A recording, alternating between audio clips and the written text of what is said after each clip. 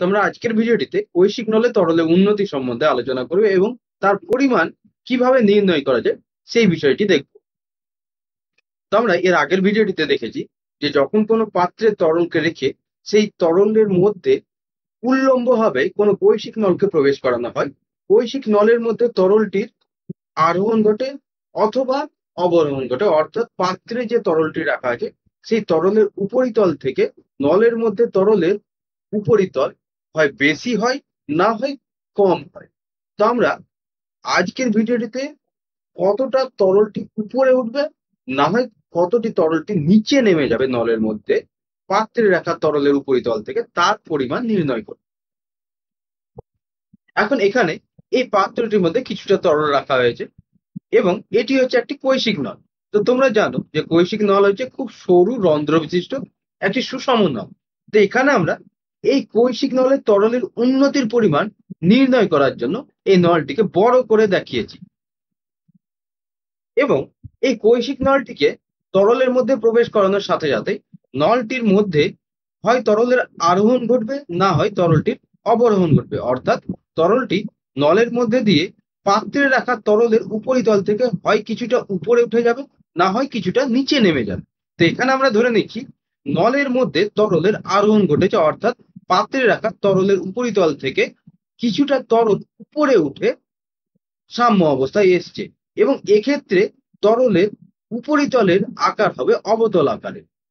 এবং এক্ষেত্রে পাত্রটি যদি এই কৈশিক নলটি যে উপাদান দিয়ে তৈরি সেই উপাদানের তৈরি হয়, তাহলে এক্ষেত্রে তরলের উপরিতল হবে অবতল আকারের। এখন এখানে এই কৈশিক নলটির ব্যাসার্ধ আমরা ধরে নিচ্ছি আর, এবং তরলটির ঘনত্ব হচ্ছে রো এবং পৃষ্ঠটান হচ্ছে টি।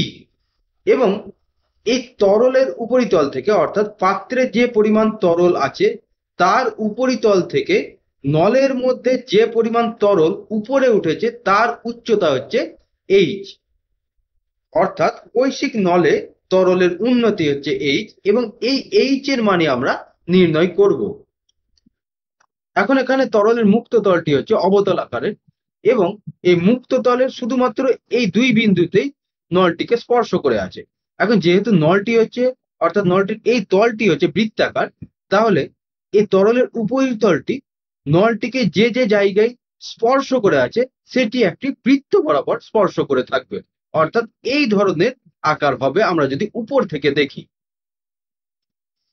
এবং এই বৃত্তকেই বলা হয় স্পর্শবৃত্ত, অর্থাৎ তরল তল নলকে যে বৃত্ত বরাবর স্পর্শ করে থাকে সেই বৃত্তকে বলা হয় স্পর্শবৃত্ত।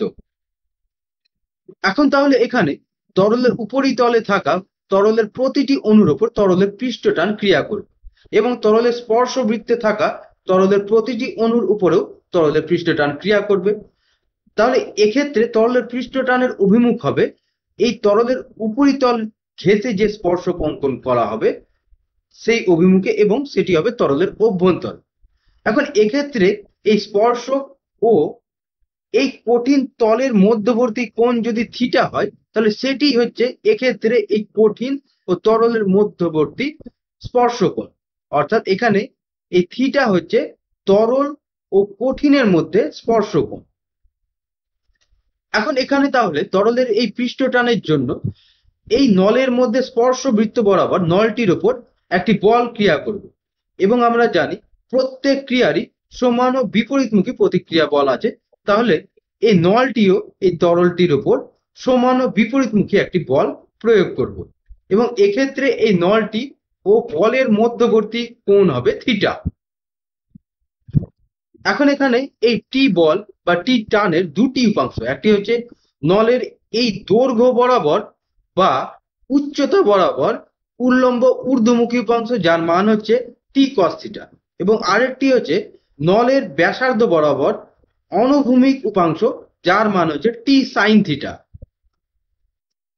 এবার যদি আমরা এই স্পর্শবৃত্তের এই বিন্দু ঠিক বিপরীত বিন্দুতে দেখি, তাহলে এই বিন্দুতে তরলের পৃষ্ঠটান ক্রিয়া করবে এই বিন্দু থেকে তরলের উপরিতল বরাবর যে স্পর্শক টানা হবে সেই বরাবর, এবং এক্ষেত্রেও কোণের মান হবে থিটা এবং নলটিও এই তরলটির উপর ঠিক একই পরিমাণের বিপরীতমুখী বল প্রয়োগ করবে এবং এক্ষেত্রেও এই কোণের মান হবে থিটা এবং উল্লম্ব উপাংশের মান হবে টি কস থিটা এবং অনুভূমিক উপাংশের মান হবে টি সাইন থিটা। কিন্তু এক্ষেত্রে যদি আমরা অনুভূমিক উপাংশগুলিকে দেখি তাহলে এক্ষেত্রে দেখতে পাচ্ছি যে এর মান হচ্ছে সমান কিন্তু পরস্পর এরা হচ্ছে বিপরীতমুখী, অর্থাৎ এরা একে অপরকে প্রতিমিত করবে এবং স্পর্শবৃত্তের প্রতিটি বিন্দুতে ঠিক একই ঘটনা ঘটবে, অর্থাৎ এই টি সাইন থিটা উপাংশগুলির যোগফল হবে 0। তাহলে আমরা এখানে দেখতে পাচ্ছি যে নলটি তরলের উপর যে পরিমাণ টান প্রয়োগ করছে তার শুধুমাত্র উল্লম্ব উপাংশগুলি তরলের উন্নতিতে সাহায্য করছে, অর্থাৎ উপরে টেনে আনছে তরলকে। এখন এই টান ক্রিয়া করছে তরলের স্পর্শবৃত্ত বরাবর, অর্থাৎ এখানে স্পর্শবৃত্তের পরিধির ওপর এই টি কস থিটা প্রতিটি বিন্দুতে ক্রিয়া করছে। তাহলে তরলের উপর মোট ঊর্ধ্বমুখী বল হবে 2πr into T cos theta. এখন এই তরলের উপর যে ঊর্ধ্বমুখী বল প্রয়োগ হচ্ছে তার জন্য তরলটি উপরের দিকে উঠে আসছে, কিন্তু এই তরলটিকে উপরে উঠিয়ে নিয়ে আসার জন্য অভিকর্ষ বলের বিরুদ্ধে এই বল প্রয়োগ হচ্ছে। এখন এই তরলটি তখনই সাম্য অবস্থায় আসবে যখন তরলের উপর নিম্নমুখী অভিকর্ষ বল এবং ঊর্ধ্বমুখী এই বল সমান হয়ে যাবে। এখন অভিকর্ষ বলের মান হচ্ছে এই পাত্রে রাখা তরলের উপরিতল থেকে যে পরিমাণের তরল, অর্থাৎ যে পরিমাণ তরল আছে তার ওজন, সেটি হচ্ছে অভিকর্ষ বল। তাহলে এক্ষেত্রে তরলের উচ্চতা আমরা ধরে নিয়েছি এইচ, তাহলে এই যে পরিমাণ তরল আছে তার ওজন হচ্ছে pi r square h into rho into g, অর্থাৎ পাই আর স্কোয়ার এইচ হচ্ছে আয়তন, রো দিয়ে গুণ করলে হয়ে যাবে ভর, জি দিয়ে গুণ করলে হয়ে যাবে তরলের ওজন। এবং এই তরলের উপরের যে এইটুকু অংশ আছে তার আয়তন আমরা ধরে নিচ্ছি ভি। তাহলে তরলের মোট ওজন হয়ে যাবে pi r square h plus v into rho g, কারণ পাই আর স্কোয়ার এইচ হচ্ছে এইটুকুন তরলের আয়তন এবং এইটুকুন তরলের আয়তন হচ্ছে ভি। তাহলে মোট ওজন হবে pi r square h plus v into rho g. এখন এই তরলের ওজন এবং মোট ঊর্ধ্বমুখী বল সমান হবে যখন তরলটি সাম্য অবস্থায় আসবে, অর্থাৎ কিছুটা উপরে ওঠার পর সেটি থেমে যাবে। তাহলে আমরা এখান থেকে লিখতে পারি 2πr টি cos থিটা সমান pi r square h plus v into rho g. এখান থেকে আমরা লিখতে পারি টি সমান pi r square h plus v by 2πr cos theta into rho g. এখন ধরো পাত্রে রাখা তরলের উপরিতল থেকে নলের মধ্যে তরলের উপরিতলের উচ্চতা অনেক বেশি, অর্থাৎ এই যে পরিমাণ তরল আছে তার আয়তন অনেক বেশি এই পরিমাণ তরলের আয়তনের তুলনায়। তাহলে আমরা পাই আর স্কোয়ার এইচ এর তুলনায় ভি কে উপেক্ষা করতে পারি। তাহলে এখান থেকে আমরা লিখতে পারি টি সমান pi r square h by 2πr cos theta into rho g, এবং এখান থেকে আমরা পাচ্ছি টি সমান r h rho g by 2 cos theta, এবং এখান থেকে এই সমান আমরা পাচ্ছি 2t cos theta by r rho g. এখন তাপমাত্রা যদি স্থির রাখা হয় তরলের পৃষ্ঠটান, তরলের ঘনত্ব এবং তরল ও কঠিনের মধ্যে স্পর্শকোণের মান একই থাকবে, অর্থাৎ রো ধ্রুবক হবে, টি ধ্রুবক হবে, থিটার মানও ধ্রুবক হবে, আর জি তো সেই স্থানের অভিকর্ষ ত্বরণ অর্থাৎ একটি ধ্রুবক রাশি। তাহলে এখান থেকে এইচ আর এর সঙ্গে ব্যস্তানুপাতিক, এবং এখান থেকে আমরা লিখতে পারি এইচ আর সমান ধ্রুবক। তাহলে এটিকেই বলা হয় জুরিনের সূত্র। এবং এখান থেকে আমরা দেখতে পাচ্ছি কৈশিক নলে তরলের আরোহণ বা অবরোহণ কৈশিক নলের ব্যাসার্ধের ব্যস্তানুপাতিক। এখন এখানে যখন আমরা সূত্রটি নির্ণয় করেছি তখন ভি আয়তনের তরলকে উপেক্ষা করেছিলাম, কিন্তু কিছু কিছু ক্ষেত্রে তরল ও কঠিনের মধ্যে এই স্পর্শকোণের মান হয় প্রায় 0 ডিগ্রি। এখন যদি 0 ডিগ্রি হয় তাহলে এই তরল তলটি আরো অবতল হবে।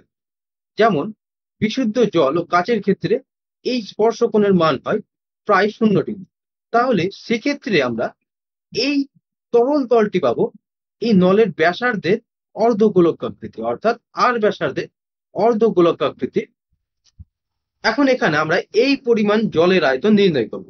তাহলে এখানে যদি পুরোটাই জল থাকতো তাহলে সেটি লম্ব বৃত্তাকার চোঙের আকারে হতো। তাহলে এক্ষেত্রে এই জলের আয়তন নির্ণয় করার ক্ষেত্রে এর উচ্চতা হতো এই নলের ব্যাসার্ধের সঙ্গে সমান, কারণ এই যে অর্ধগোলকাকৃতি হচ্ছে সেটির ব্যাসার্ধ হচ্ছে আর এর সঙ্গে সমান এবং এটি হচ্ছে একটি ব্যাসার্ধ, তাহলে এই পরিমাণ উচ্চতা হবে আর এর সঙ্গে সমান।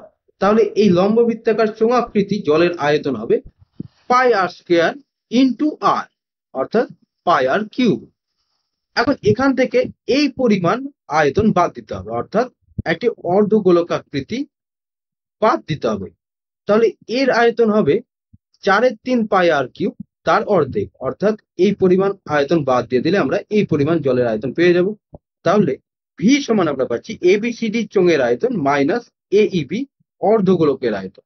তাহলে এখান থেকে আমরা পাচ্ছি পাই আর স্কোয়ার ইন্টু আর মাইনাস হাফ ইন্টু 4/3 পাই আর কিউব। 4/3 পাই আর কিউব হচ্ছে পুরো গোলকের আয়তন, হাফ করলে অর্ধগোলকের আয়তন। তাহলে এখান থেকে ভি সমান পাচ্ছি 1/3 পাই আর কিউব। তাহলে এখন আমরা পাচ্ছি টি সমান pi r square h plus V সমান আমরা পেয়েছি 1/3 পাই আর কিউব। তাহলে এখানে 1/3 পাই আর কিউব বসলো, নিচে বসলো 2 pi r cos theta into rho g. তাহলে টি সমান আমরা পাচ্ছি r into h plus 1/3 r into rho g by 2।